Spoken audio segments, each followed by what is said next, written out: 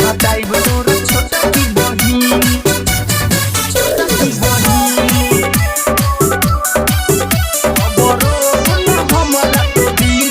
Mix by MK मनोहर। बताइब तोर छोटा की बहिन, बताइब तोर छोटा की बहिन। कोके तू आदा भुला गइले सहारा, मिले ना ओइले तू हमसे दोबारा। कोके तू आदा भुला गइले सहारा, मिले ना ओइले तू हमसे दोबारा।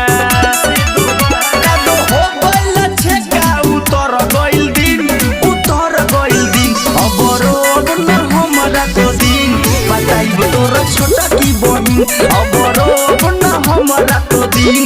बताइब तोर छोटा की बहिन,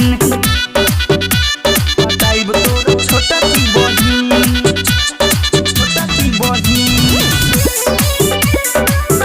अबरो न हमरा तो दिन। सावन रिकॉर्डिंग स्टूडियो लालगंज।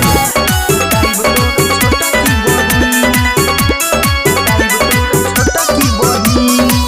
आशिक बानी हम बहुते पुराना, छोटी पर तोहरा सधनी निशाना। आशिक बानी हम बहुते पुराना, छोटी पर तोहरा सधनी निशाना। आगे लड़की के जात का होला लेनी चिन, हाँ होला लेनी चिन अबरो न हमरा तो दिन। बताइब तोरा छोटा की बहिन अबरो न हमरा तो दिन। बताइब तोरा छोटा की बहिन, बताइब तोर छोटा की बहिन, छोटा की बहिन अबरो न हमरा तो दिन। बताइब तोर छोटा की बहिन, बताइब तोर छोटा की बहिन।